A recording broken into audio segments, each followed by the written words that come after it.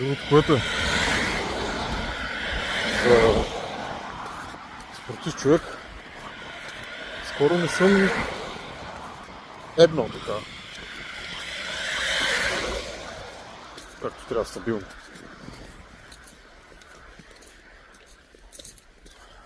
Доста яки тренировки правя и ме очакват. Също така ще ми трябва и някаква нещо немско по-стабилно.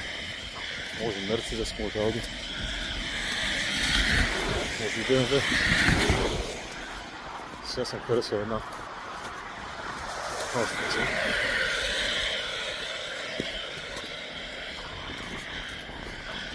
Едно BMW.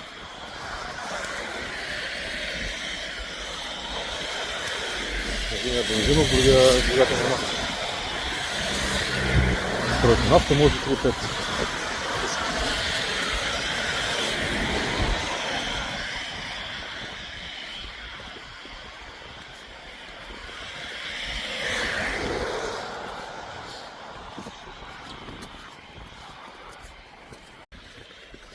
Разкатката иска да умори мен.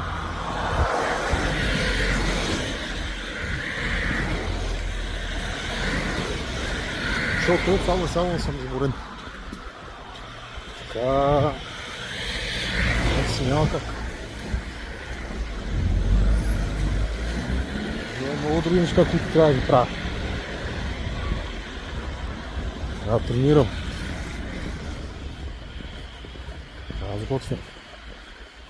Трябва да се подготвя. Трябва да съм винаги як. Трябва да съм винаги все по-корав.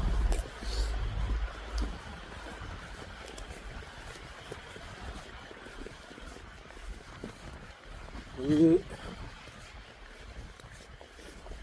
осмицата и трикотицата трябва да ги имам.